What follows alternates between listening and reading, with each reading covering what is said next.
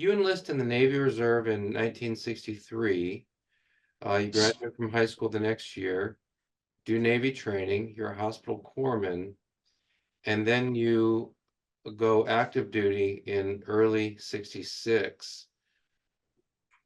Your first thought is that you're going to spend your 2-year active enlistment in Washington State, working in a naval hospital there. But because of what's going on in Vietnam, things are heating up in Vietnam, the casualties are growing in Vietnam. There's a growing need for hospital corpsmen to be with the Marines going to Vietnam. And so you realize that you're going now to California to train with the Marines, and there's near certainty that you're going to be with the Marines in Vietnam, which is not what you at all expected. When you get to this place where you realize, okay, I'm going to Vietnam, and I'm going to Vietnam with the Marines. What was your own thinking about the war at that time? What did the war at that time mean to you, as you're, realizing that you're going to be involved in it? I became a close reader of what the Marines were doing at that time and found magazine articles and some newspapers. And of course, I had the Seattle papers were certainly beginning to cover it. Fort Lewis was right there, and they were covering it for the Army. The Army was going there. And the patients were beginning to show up in our hospital who were going to be long-term patients on mostly on bone injuries and so forth, circ beds where they would put back injuries. But there was still a whole number of patients coming right through Seattle by air, Navy people heading down to Fort Lewis, which had a much larger Army hospital than we were. So it was beginning to be all around. So you had casualties from Vietnam that came to the hospital in Washington? Particularly people who were going to be on long-term healing, bone, burn, and things like that. So they would go from Vietnam, maybe to the hospital ship, or maybe to Japan, or to Guam, Naval Hospital Guam, and then home to the States because they were not going to be returned to go back in country with a long time to get better. What do you remember about the journey from the United States to South Vietnam? I imagine it was a series of flights. Did you take commercial flights to? Oh yes, Yeah. yeah. We finished up hospital corps school. No, we finished up Fleet Marine FMF school, Fleet Marine school in Pendleton, and then got our tickets there to be up to Travis Air Force Base, where we picked up commercial flights. And 2 flights that day took all of the guys that had just finished combat training, hospital corps training for us, about 300 guys. And that's an awful lot to go in at once. But that's what we're being called for by the Marine Corps. So we showed up at Travis in the morning and got on 2 flights. Stopped in Hawaii for waiting another set of airlines. Took us to Okinawa. When we first took off in the early morning from the United States, and I was sitting in there with all these other corpsmen in the aircraft, I had a strange thought in it. I felt I was going to take my driver's license, and I was 13 years old and going to take the car down there, and I'm going to get in the car with a police officer, and he's going to see what I knew. And I was scared to death to take the driver's license. And that feeling came to me on that flight. But the difference is we're all together, and if we don't even talk about it, maybe it's not happening. Maybe we're not in such a situation. Maybe we're going to go somewhere like an outpost or a beach or something. We knew what the possibilities were, but they were not real enough on those flights to know what we were getting into. What was your first impression of Vietnam after landing? We landed Da Nang and got off and reported into this large tent facility, all of us. And we were told to get in line, and then we were given place to go sleep when they closed business for the day. In the background was the very busy airbase. And across the other side of the airbase was the Air Force operation operating that airbase with their aircraft. And they were going into the I Corps, and they were doing work with some small Marine units, I guess, who were calling in for close air support. I don't know, but they were busy all day and much of the night, very loud. And we gradually learned to sleep. I guess I did. Only there 3 days, but in those 3 days, all of us were processed, armed, given what we would need in terms of identification to carry on us, and tickets home. 365 days hence, they gave us, you be here on this date, we'll fly. Talk about No, excellent, excellent, smart psychiatrist in charge of that operation. That was like, okay, we'll be back. It was so unusual that they made a real effort to let us know. 1 year, buddy. That's all we're asking. now you're Navy corpsman serving with Marines. Marines serve 13 months, but as Navy, Yes, they did. you served 12? I think because we were Navy. Yeah. Yeah. One of the things that the First Marine Division was partaking or getting involved in was something called Combined Action Platoon movement in their sector. So they had a need for corpsmen in these 9 combined action platoon, these village insets, where they would provide 12 Marines and 1 corpsman.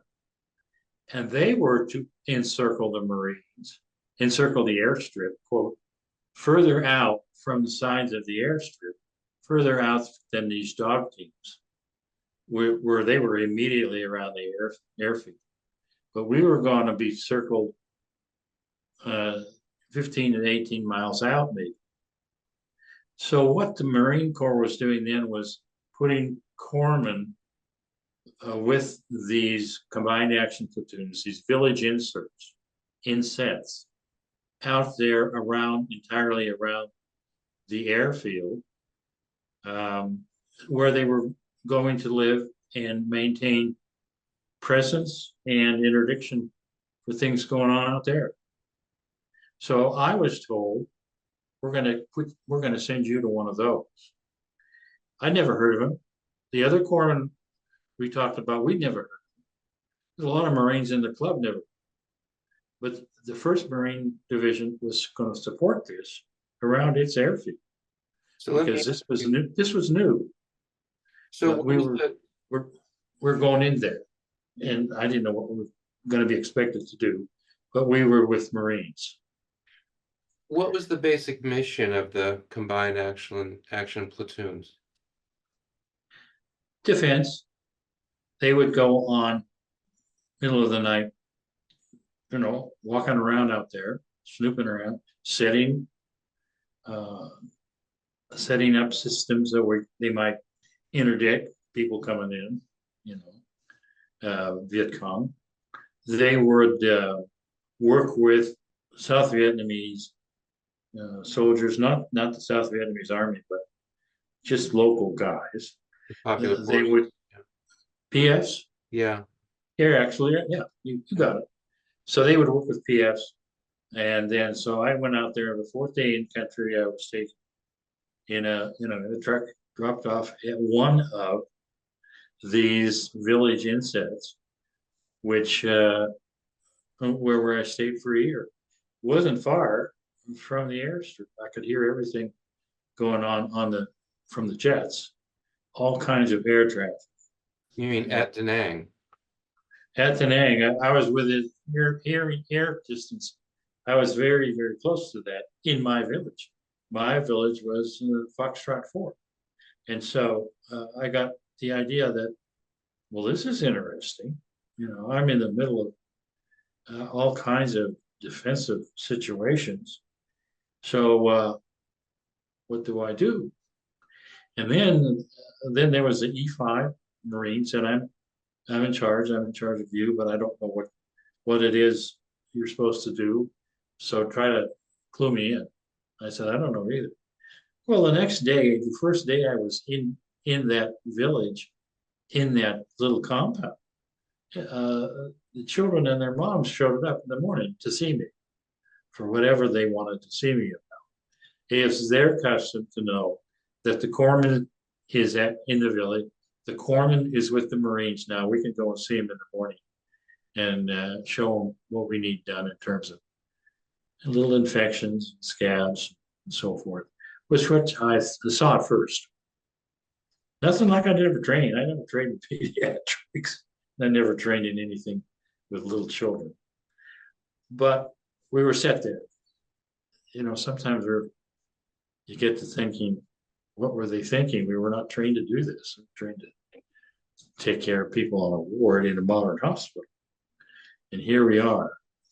Mm. They didn't ask me my opinion.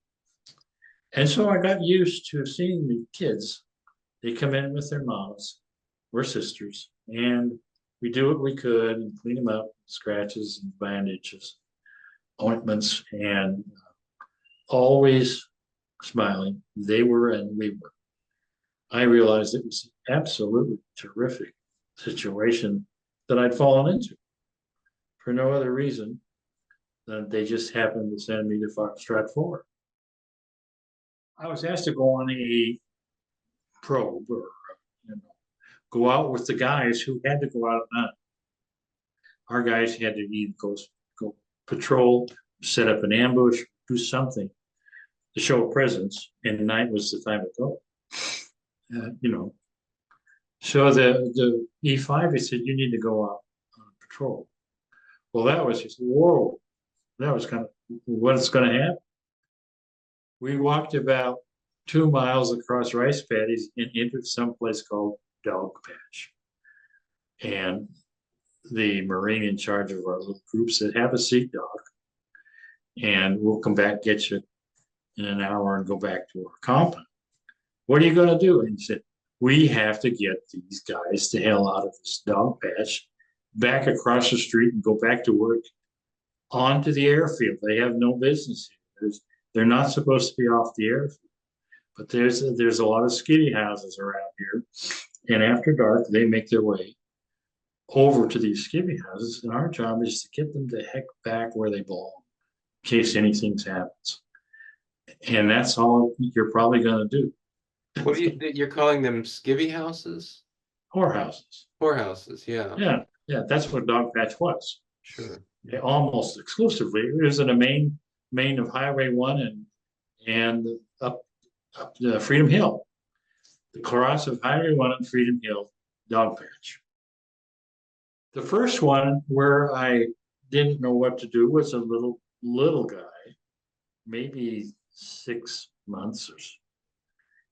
And he hadn't been circumcised, and he had grown over, and his bladder was full up. He couldn't pee. So I didn't know what to do. And I called in, and they said, we'll send a Jeep and you take him into the civilian hospital in Da Nang, and they'll see. you just go with him and make sure. So Mama San and his little one we got in the Jeep and they took us immediately into Da Nang, pretty thriving place, to a hospital, and immediately into the emergency room where I met an American doctor who worked for the State Department, who was in charge of the medicine for the hospital, and he had three surgeons, American surgeons, working for him on a 3 month basis. He stayed a year, and he ran the ER during the day. And he said, "What do you think's wrong?" I said, he just crushed it over on his, it just filled up.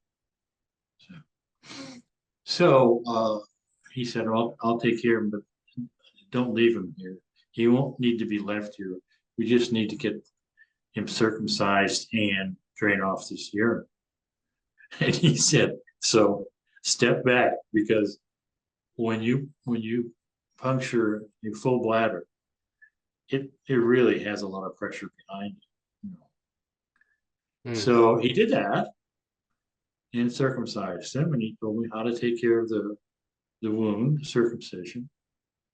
And we went back to the village. And so I kept that little one with me a couple of days and nights with his mama son. And she would come into my hooch. She sat outside and I hid a little bit in there, and he's fine. So that was the first time I knew that there was help outside of me. And I was very happy to know that there was. And I used that as frequently as I felt I needed to get a quote on what could be wrong. And what could be wrong is not shooting wounds, but maybe little kids drink the food poisoning, drink the stuff that poisons insects that they keep on the shelf with all the things that they mix with their rice. Sometimes I get really sick with that stuff. I can't imagine why it wasn't established with so much. I had dog bite incidents. We had to get the shots for the kids. Kids just get scraped up. Yeah. Always something. Always extremely rewarding for me to be able to do something or find out what needed to be done. The doctor, and he was with the U.S. Public Service, and then he came to Vietnam on this mission or job, part of his job, to run this hospital for a year and be with these young surgeons who came in, Americans, to help out. And they did a lot of accidents. They didn't do war accidents or wounds of any Vietnamese. They did things like car wrecks and broken bones. And he invited me to come to the hospital any day I wanted, and he would show me stuff. Quote, "I'll show you stuff. All you need to do is take your .45 caliber and put it in my desk and bring me the key. We can't have you with your pistol in this ER. It's too easily to take it from you." So we don't know. We say, they're in here. They're not here to cause trouble. They're in here to get better. So it sounds to me like what you're doing is very much related to the Hearts and Minds campaign. So you've got the combat campaign going, and then it was very much in my particular area, very much, except that there weren't any doctors. There was the corpsman, various backgrounds and interests, and I grew interested in seeing what medicines were for what kind of cuts, and how to speak a little Vietnamese, and just enjoy the village people who were there. Their families were there, the kids, not their sons though. Husbands and sons of military age, they were either in some army somewhere.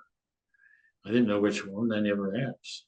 I didn't know any young men at all who were there. They were off. What did the war mean to you? as you're experiencing this, so you go to Vietnam with the Marines, you don't know what you're going to be doing. You end up with this combined action platoon close to Da Nang. Um, it sounds like your year is taken up substantially with just helping local Vietnamese with their problems, their medical problems, most of them not sounding significant, but helping folks out. Suppose, halfway through your tour, a Marine or another corpsman or, someone, when you're in Da Nang, you just happen to be talking, and that person asks you, what is this all about? Why are we in Vietnam? What do you suppose you would have said about halfway through your tour in response to that question? I didn't have any big picture sources of information. I couldn't order a newspaper from the States. I could only say, we're here to keep this airstrip open and keep the Marines and the Air Force doing missions. And the larger aircraft were bringing patients from the beach, from Da Nang Beach, putting them on aircraft and taking them to hospitals in the Philippines or in Japan or home. So the airstrip has to be maintained by the people who need to fly out of it. So the Air Force is over there across the field. Marines are on this side, and that's what we're doing. Other than that, what's going on out there, I don't know. I read, Stars and Stripes, which told me nothing about, it told you nothing about the bigger picture. What it did tell you about who had been killed recently, last month. Every edition, twice a week, of the Stars and Stripes put out by the military, there was a list of the killed. I started seeing some of those corpsmen that I'd come over with. Not a lot, but the ones I saw were killers, just very, very sad. And they were killed in combat. They went out across I Corps with military units, or they went up on the DMC with particular units. That's what happened in that day. And I was dropped off at the village. Didn't make me feel very. I don't know how I felt, but I was very sad.